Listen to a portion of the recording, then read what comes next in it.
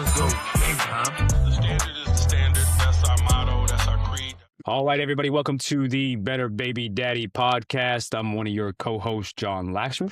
I'm your other co-host, Kelly Burgess.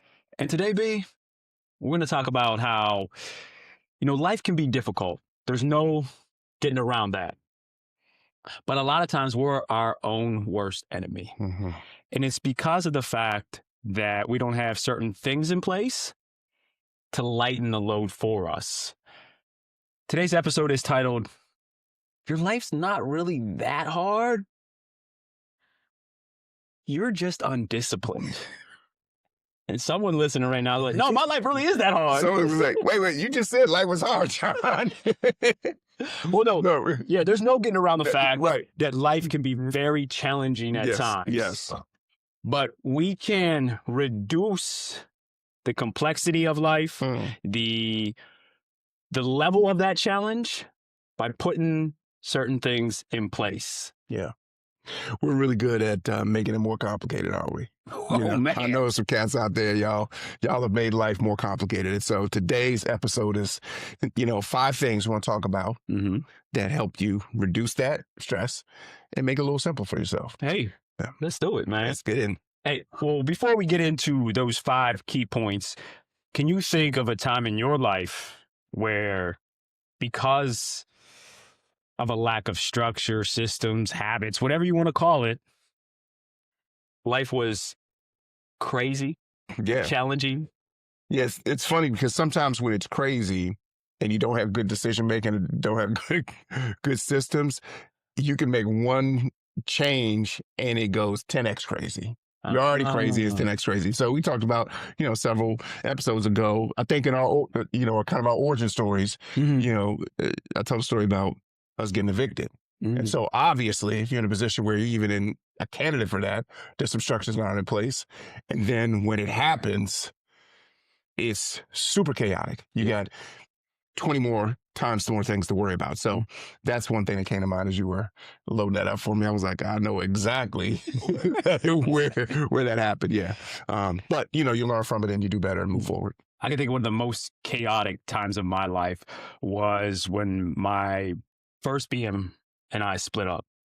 And because I didn't have any structures or systems in place, when that occurred, it was complete chaos around me. Okay. Well, let me rewind. I actually did have some structures and systems in place, but those structures and systems were not the most productive, positive, leaning structures and systems. Okay.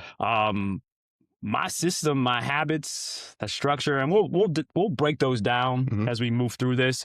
We're essentially wake up, go to work, come home, check in on Skip Bayless and Stephen A. Smith. There it is. On ESPN. Make sure they're good. Yeah, make sure all my Steeler players are good. Right. Pirates, Penguins, all my Pittsburgh squad, any trades, free agent signings. Once I was up to date on all that. Right, then life was good. You can move forward. Yeah, then I can eat dinner. Right. And then I can go to bed or watch a game or two before I went to bed. That was it. And because that system that I had created for myself really didn't allow for any wiggle room in terms of mental regulation or capacity to deal with chaotic events that may be introduced into my life because of decisions that I'm making. Right.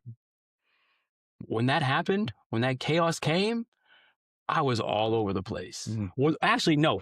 When the complexity came, chaos was all over the place. Yeah. That's a common story, dog. I mean, without getting into all the nitty gritty and the dirty details, that is almost verbatim what most dudes do. You have habits that get you into chaotic situations, complex situations, right? You get a situation you've never seen before, like, oh, okay, I have a child and now I'm splitting up, right? It's kind of a unique thing. And what are you going to fall back to? You're going to fall back to your habits. You're going to fall back to those supports you had, that kind of got you into that. And now, you're really unregulated. So, but fortunately, we're back. Answer the bell. And you got some great advice for the guys out there about how to walk it back from those situations. Right. The first thing we're going to talk about specifically is that complexity versus chaos concept. A lot of times when we look at situations as men, we see chaos. And the reason we see chaos is because we haven't built a system that allows us to navigate that chaos. And when we have systems in place, positive systems in place, it allows us to look at the chaos and see it for what it really is. Yeah. And that is just a overly complex situation. Yeah. Like splitting up from your BM when you have kids. Mm-hmm. That's an overly complex situation. Very. It's an overly challenging situation. And it can be extremely chaotic if you don't have a system in place to deal with that. Whether it's a mental, emotional system, whether it's a physical system, whether it's a social system, whether it's a financial system. If you don't have those things in place, complex things become chaotic in life. Yeah. And as you were walking through that, I was thinking the dudes have some kind of system in place. They might not have named it. It's obviously not effective because you've gotten in that situation.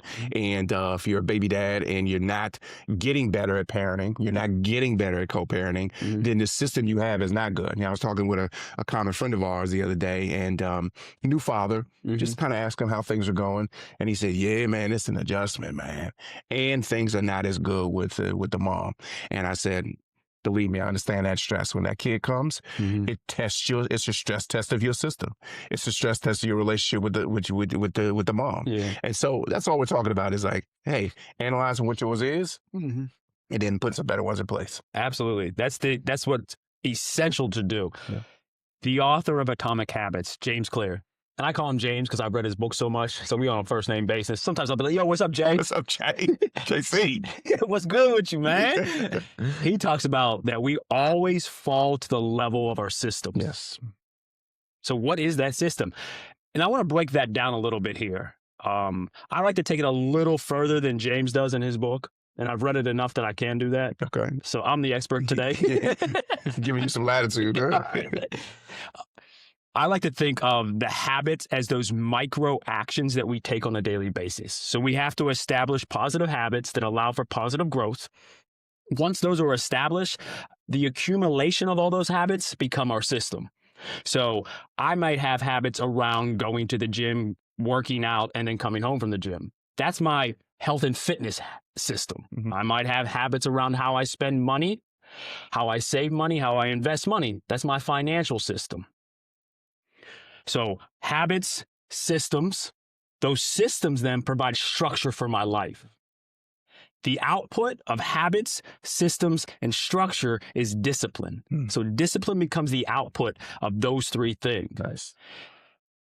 If you don't have solid growth, positive type habits in place, you're not going to have a strong system in place. And if you don't have a strong system in place, your life is going to lack structure and you're not going to be a disciplined man. That's a great framework. That's it. And I can attest to the fact we were talking pre-show a couple episodes ago about your fitness habit and how disciplined you are with that.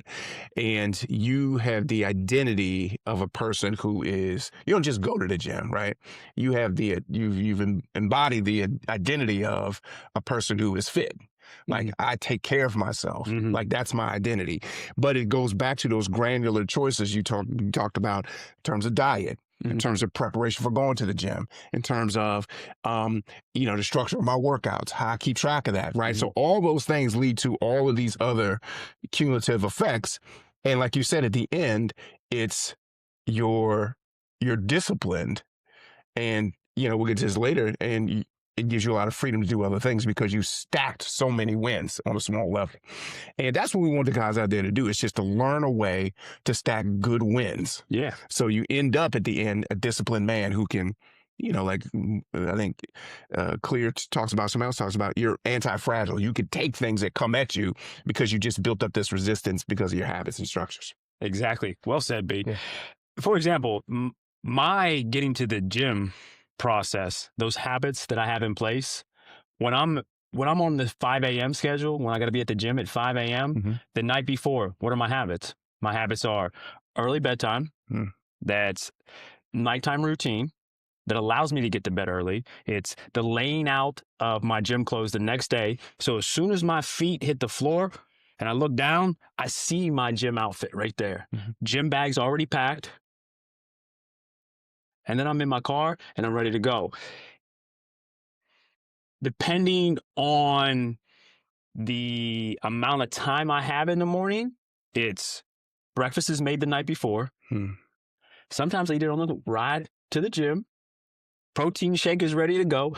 All these things are prepared. So when I get to the gym, I'm ready to go. On top of that, I already know what I'm working out on. It is scheduled out sometimes 30 days in advance what I'm doing. Sometimes 90 days in advance, depending on the type of workout I'm doing. So there's not just a show up and let's do this for a little bit, let's do this for a little bit. I know exactly what I'm doing. I can look at my log when I'm on pull-ups and say, all right, I did 7 pull-ups last time with a 25-pound weight around my waist. Let's see if we can crank that a little bit today. Those habits allow for a really tight, positive growth system that provides the structure for my fitness. And the output is the discipline. Yeah. Not only is it important for us as men to understand the difference between chaos and complexity and to have the systems in place to navigate that, but it's also very important for our children. Yes. If I don't have the correct growth-minded habits in my life, guess what my children are doing? They're just, when they come for the weekend or if they're with you full time, they're just, you know what? They're chilling while you're watching Stephen A. and Skip. Right. While you're watching Gil's Arena. Yeah. While you're watching all the Smoke podcast. While you're doing all those things, what are they doing? Yeah. Because now there's no structure. None. I sent you a video last night. My little one and I have a system in place. And there's little habits that we do that lead to the building of this system. The one little habit that we have is our nighttime routine, and it's not overly complex. You know, she'll talk to her mother on FaceTime for a short amount of time. That's every night. Every night, yeah. Nice. And then after that, we sit down and we watch YouTube. And it's usually 10 to 20 minutes max of YouTube. So we don't usually get through a whole video because the videos that she likes to watch currently Get this. are videos about restoring cars. She's a 6-year-old female. So shout out to Throttle in San Diego, California. There you go. Because she's locked into you, Luis. That's beautiful. And I said, view the video, and she's just locked in watching them change the struts. I'm telling you. on a Ford GT Mustang. I'm telling you, dude. She's gonna have her own shop. But that habit that we've built provides her safety and security within the system. Sure. And it provides structure for her. She knows what's gonna happen. There's no guessing. Right. And then she knows when I'm like, all right, baby, we reached the time where we're gonna stop the video. She knows I'm brushing my teeth and I'm going to bed. There you go. That's it. There's no guessing. Right. It's safety, it's structure, it's leadership, it's all those things because of that. Right.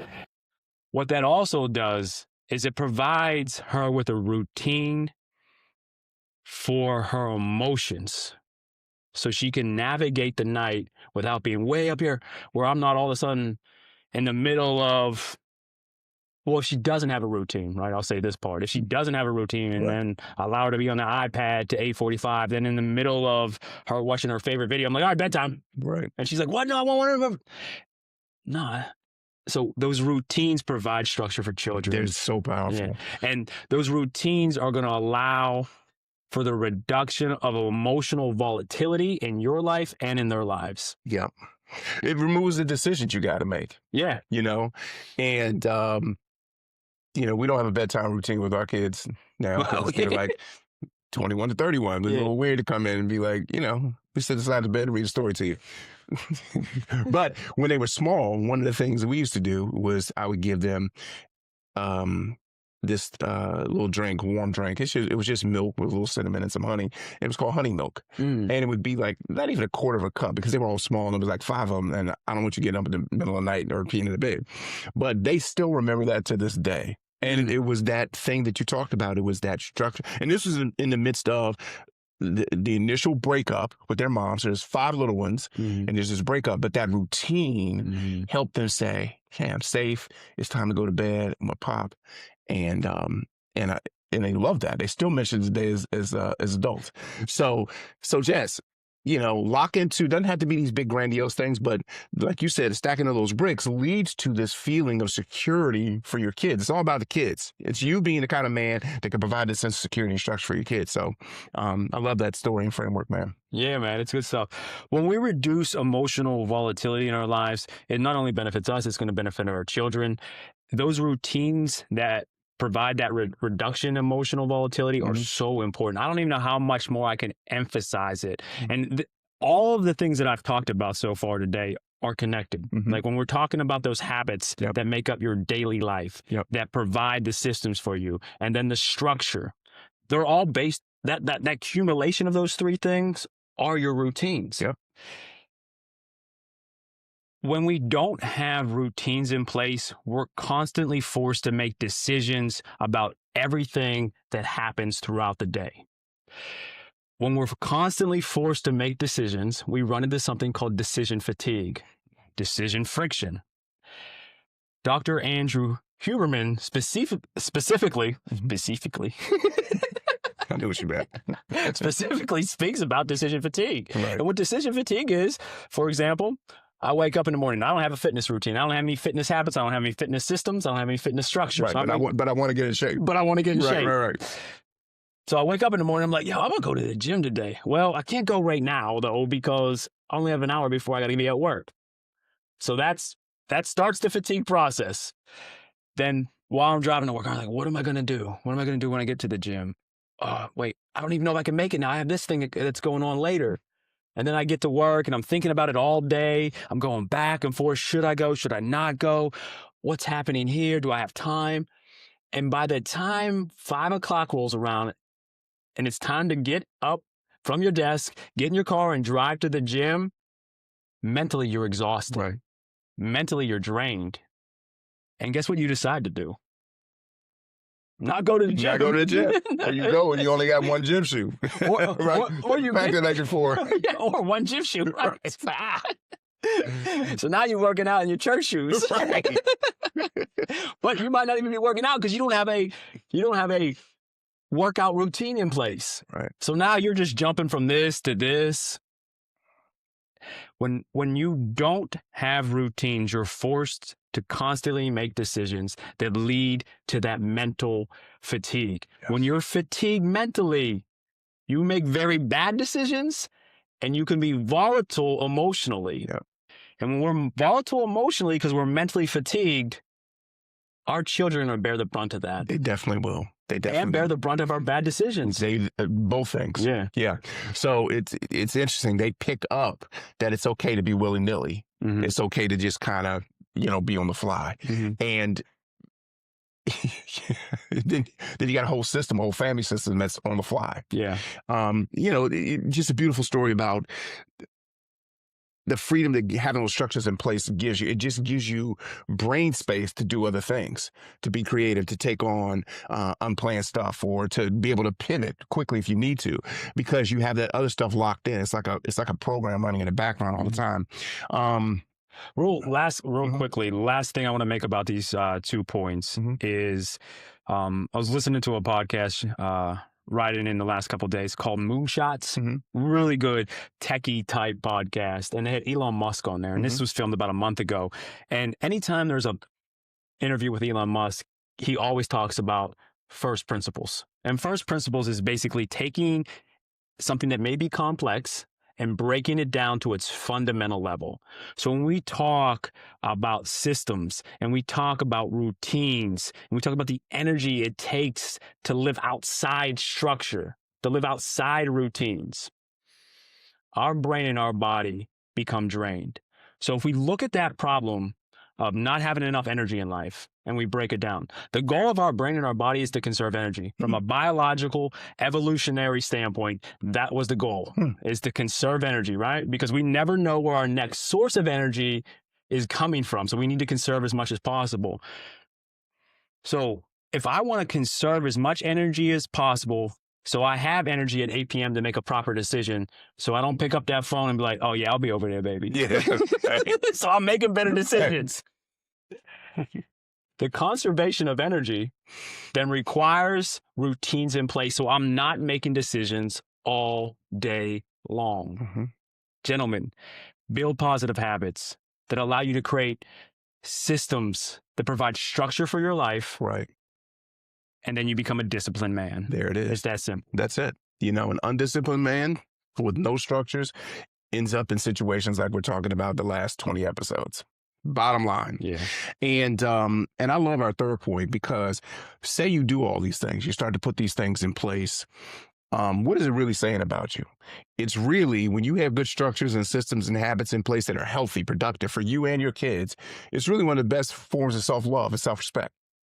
It's you saying, I value myself enough to make these positive incremental changes that turn into habits, that turn into structures and systems, that turn into discipline, because I know my worth as a dad, well, as a man first, as a dad, and then as a leader of my kids. And so when you came up with that point, you know, in our show notes, I was like, that's a great way to think of it, because it helps you to lean into the work. Because every time you're establishing a new habit, it's like a little check for the kind of man you want to become, right? Even though might not be there yet. And so structure is, I value my time on this earth enough to not waste it doing negative things or inefficient things. And so I love that point. And it just speaks to something that James Clear says, is that you do something enough, you become that thing. It becomes that part of your identity. And when we speak to the guys out here, you might be in a situation where you feel like you're a F up, you're less than as a man, you irresponsible, you blown, because you've heard that before. And now you're starting to put some changes in place. And now you're starting to take on the identity of a better baby dad. And so structure is a form of self-respect. I can't say it any better, baby. Dude. Like, if you're willing and capable of putting, and let me rewind, actually, we're all capable. Yes. We're all capable. Yeah. But if you're willing to put in the work to structure your life so you become a disciplined man, I mean, that is the greatest form of self-love. It really is. And it shows that you also love your children. Yeah. And we're going to dive a little more into that concept as we wrap up here. But man, is that so big. It is. A disciplined man actually causes the temperature in the room to go down, because he can be counted upon. He's going to do what he says he's going to do. He's going to do it with respect to everybody else who's impacted by his decisions, right? And a dude who's not like that is like, you don't know what you're going to get. Steps in the room and the whole energy changes, right? And so we want that for you guys. And this last couple points we're going to talk about, we get into one specifically where, hey, if there's an area besides your physical health and your mental health where we want you to have structures in place, it's finances, because when you are not disciplined, don't have good systems in that area, it causes tremendous chaos. And children don't work well in chaos. When a family breaks up, Judith Wallerstein, famous researcher and author, talks about when families split up, there's a fracture in the structure. It's not the breakup that is the most damaging things to the kids. It's the removal of the systems and the predictability of the structures that were in place that are no longer there, that have the most long-term impacts on the children. As adults, we're resilient. You know, we've kind of planned to split up, or we know we did something that's going to cause a split up, and we're able to say, well, yeah, that's not going to go well. I probably should pack my bags, right? Like, we're, you know, hey, boss, I'm going to have to pick up a couple of extra shifts. We're able to look down the road. But your 5-year-old, all they know is the present. You, mom, in the house, whatever structure y'all have, like, that's what's running. And then when you split up, that's no longer running, but their minds are racing. So financially, we know from experience, personal experience, and just research, you cannot take a household, split that thing, and all of a sudden have 2 more stable households. It's not happening. I mean, and sometimes I think as men, it's like, oh, okay, they'll be all right. You know, they'll make it work. I mean, I know I thought that. Like, subconsciously, it's like, oh, okay. I ain't hearing nothing, so they must be doing okay. Whereas You're speaking about the kids. I'm talking about the kids and the BM. Okay. Like, you're not thinking, oh, okay. Well, I was thinking, I don't care if she make it work. Just give me my kid. Hey, That in that moment, a little that too. Yeah. But the point is that there's no way that's going to be more stable, and that instability financially rolls down on your kids. 4 point is financial stability is the safety net for the kids and adults. It's an emotional safety net. It's a physical safety net for the kids and adults. And Morgan Housel says, hey, in Psychology of Money, that you have to have things in place where you remove the emotion from your financial decisions so that there's structure and predictability about how the money's going to move in your household. I love, who's my man I can't think of his name right now, with the budgets, Dave Ramsey. I love his structure. You talk about a structured dude. He's like, I don't care if you know where you're coming from, $100,000 in debt, or you're able to invest, half your income. His process is always the same. $1,000 saved. That's your first goal. Gentlemen, if you're split up, I think it should be $1,500 to $2,000 saved, because you're just more exposed. After that, 1 month's salary saved, or 1 month's living expenses saved. Then 3 to 6 months. Then debt snowball, pay your debt off. And then you can invest. Like, that's his structure. It may work for most people, might not work for everybody, but there's a system in place, and that's what we're telling you to do. We talked a couple of episodes ago, the importance of a budget. A written down plan ahead of the spending that removes the emotion of those decisions. It removes decision fatigue. Yes. So you're not at Taco Bell at 2:30 in the morning wondering, oh, should I spend this last $20? And because you come from Shorty's house and you're a little hungry. Well, if I get 2 tacos tonight, then I got enough for gas tomorrow. Let me check these seat cushions. But because you made the decisions ahead of time, that put you in a situation where you're not stressed like that. But the point is, it's point number 4, is that think about financial predictability as a safety, a buffer around you and your children's physical life and your emotions. Very, very important. So when you start implementing these changes, what's happening around you, B? Yeah. Well, what's happening is, first of all, you're having an initial struggle with yourself. Okay. Because you might have been a spender, and now you're like, no, I'm going to save that. And so you're going to encounter friction from yourself and the people around you. I think the first battle you have, and this leads to our 5th point, is like when you start making these changes, you got new habits, new discipline, you showing up looking new, you're saying no to stuff you never said no to. The first person you got to convince that it's okay to do that is you. You got to convince that old man that this new man is going to start running the show, and you're okay internally with that move. That's the biggest struggle. Once you settle in yourself that, no, I'm leaning into this new identity. I'm going to do the things that lead to me feeling and being this way on the norm. And then the people around you will say, yo, there's something new about you. I like that. Or, dude, you just being new. What you mean you can't come out, man? Why are you acting different? Exactly. And go into it expecting that. Go into it expecting you'll get some friction from your circle. From your circle, Yep. from yourself. Yep. That's interesting that you say that. So that internal friction that you're experiencing, you may also experience some imposter syndrome, right? And it's that old man saying, that's not who you really are. You only went to the gym 3 times this week. You ain't a fitness dude. You faking it. Yeah. You got a new gym bag for what? For what? Dude, that joint been sitting in the trunk for 2 weeks. But expect that. And that voice is loud, isn't it? Man, I'm telling you. And it kind of comes with, it's like the admission fee to the new identity. Yeah. It's like you have to step into those mental rooms and physical spaces and be totally not ready. Because it's going to be new for you at some point. You're going to be in that room for the first time at some point. But you keep stepping in that room. You might sit in the back the first time. Then you're in the middle. Then you're in front taking notes. Then you're speaking in front of people in the room. Mentally and, metaphorically and for real. And so expect that friction, fellas. That's the feeling of a new habit and a new identity being formed. So why do some people in that circle of yours resist the new you that you're building? Yeah. You posted some great clips about this, a couple weeks ago, that sometimes the way you've been, it provides a sense of loyalty to your group. False loyalty. Yeah. Like everybody kind of remaining their role or what everybody's used to is like, man, you're down with the group if you don't shake nothing up.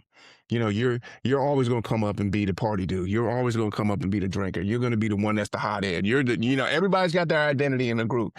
And when one joker starts to flip the identity, it affects the equilibrium of the group. You talked about dudes, you grew up in Pittsburgh and there's people you rock with. It's like, yo, we're just so different, man. I love you, but I'm moving in this direction, and I can't yank you in this direction, but I'm moving in this direction.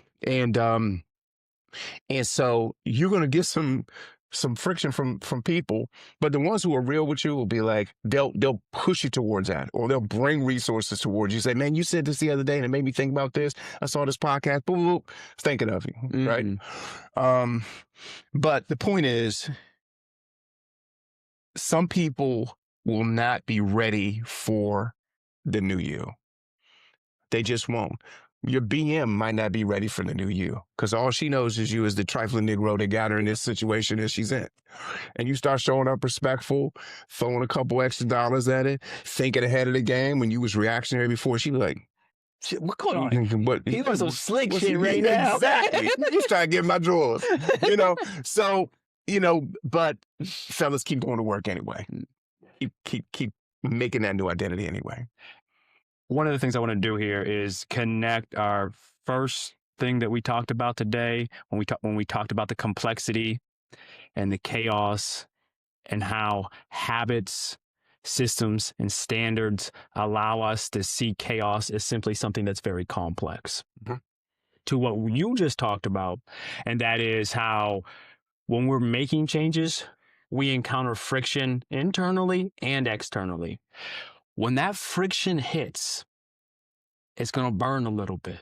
Friction creates heat. And when that heat comes, we're going to want to step away from the heat. Yes, we are. And we're going to fall to the level of our system. So if I don't have a system, a really solid, structured system in place, when that friction and that heat comes, guess what I'm doing? Going right back to ESPN, checking on Man, I'm right there again. Oh, man, the draft's coming up, free agency on Monday. Yeah, we're right there.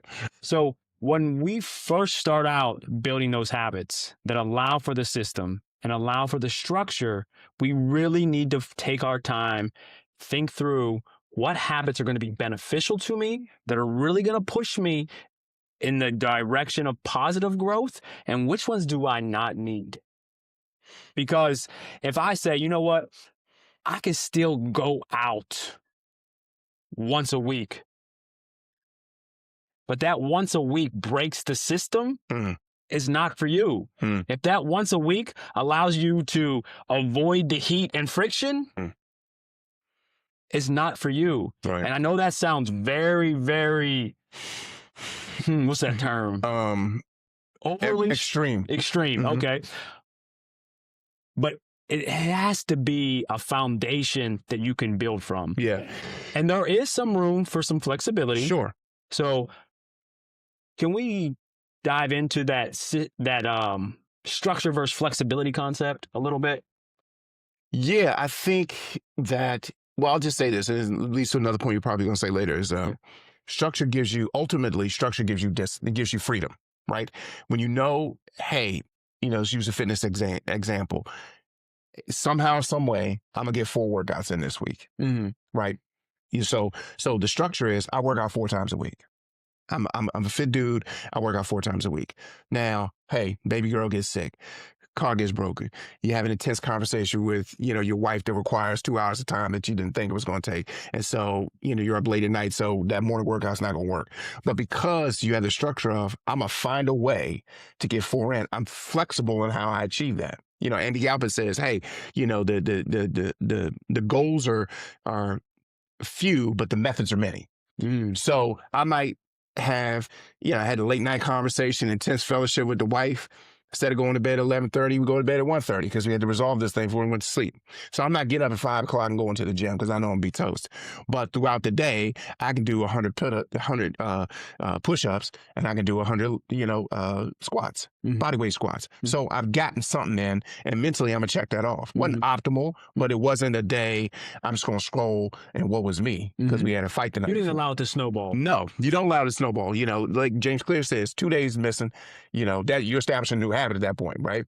So the structure is so strong that it has this momentum that carries you to do the things you want to do. How you get it done is the flexibility. And that's the thing you have to be, you got to extend some grace to yourself to have those things you can put in that will substitute for the main thing you would want to do. So I think it's important. If you don't have flexibility, you really have a structure that's too rigid and it'll collapse. So a couple of analogies I want to use as we navigate this part then. So when we look at having flexibility within our structure, let's take the concept of an engineer and an architect working together. So the architect designs this beautiful building. Hey man, it's going to be spectacular. This is amazing. Right. Like out of this world design, out of this world height. The engineer looks at it, not going to work. It's just simply not going to work. I cannot build this for you. But the architect's like, no, this is how it's going to work. So that's that, that old you and that new you going back and forth. The architect says, well, what if we allow for some flexibility right here? And the engineer goes, oh, that's going to work.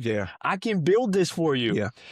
So if we applied that concept to fitness, it's the easiest one to do.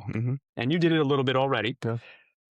If I go to the gym 6 days a week because my habits, my systems, and my structure are so locked in, and something pops up, I have the freedom, because I go 6 days a week, to say, I can miss this one workout because my daughter has a recital. That's discipline, but it's also discipline providing freedom to move outside those boundaries, to have that flexibility in my tower that I'm building. Financially, what does that look like? Well, financially, it is because I've put away so much money, because I've invested properly, because I've really budgeted myself properly, because I haven't been spending on the club and new shoes and a new fit every payday. Now I have this financial flexibility to go on vacation with my kids. The discipline financially led to freedom to do things with my children. Beautiful. People think, well, discipline and structure, you don't have any leeway. Discipline and structure provide all the leeway you need in life. But what it is, in many instances, is delayed gratification. That's it. And people, men, women, are not really good with delayed gratification. No. Especially in today's society, where everything is instant. It's right there for you. And I love that analogy. When you do those things, it ultimately leads to freedom. And in the moment, particularly if you're creating a new you, right? All you have is some wet blueprints down. You haven't built a structure that looks like this before. It's going to feel extreme. It's going to feel radical. But anytime you're breaking new ground in the area of your life, or to use Elon Musk, whenever you're trying to get a rocket out of into orbit, there's an initial energy that is that it just takes overwhelming energy to get that done. So it's going to feel weird because you've never had to apply that much effort towards this kind of change. If you were to speak to our audience, if you were a dude that when faced with stress in your relationship said, I'm either going to, escalate and fight, or I'm going to retreat and I'll find the next warmest place to land, and you're building a third better option, it's going to feel very strange, gentlemen, to just sit at home and say, well, let me call my mans and just offload, or let me sit down and journal. Let me put my phone down and not look at porn. It's going to feel very weird. Yes. Because you're literally creating a new pathway in your brain on how to handle this common situation that you've been exposed to. So all these things we talked about, looking at life in terms of chaos and complexity, putting structures in place and putting routines in place, being financially fit, not worrying about how our group is going to adjust to us becoming this new person. All these things are to say, we know it's challenging work. It's extremely challenging. It's challenging work, and particularly on the initial end. The initial end is so important. You talked about Elon Musk and rockets. I can't remember the exact percentage, but during liftoff, when a rocket's blasting off, it uses some absurd percentage of all its fuel. It could be, what's the number? I'm going to say 80%. It uses 80% of all its fuel just during liftoff. Yeah. Yeah. And that's what it is for us too. It really is. And like you said, El, the challenge is that we're so used to comfort, just a little heat from the friction of the change. And we're like, let me grab that Heineken. Just see what's going on. Let me just text her real quick. Exactly. Hey, what you doing? Where you at? You got your kids? Right. I ain't got mine. I ain't got mine. Put that YouTube video on. I'm on the way. We all been there, boys. And but that energy is worth the effort. Yeah. And the end goal of being a disciplined, structured man leads to freedom for you, and ultimately tremendous freedom for your kids. Mm-hmm. And that's what it's all about. We're all trying to become better baby dads, protect our kids, put them in a space where they feel safe around us, and they can just level up, do better than us. Hey, That's it. your life isn't as heavy as you think it is. Your system is extremely weak, and that's the problem. That's it. And at the end of the day, strong men are disciplined men. That's it. Very good. Couldn't say it any better. All right. So, gentlemen, keep striving. We're here for you. Drop a comment, like, share with a friend. And until next time, I'm Kelly. And I'm John.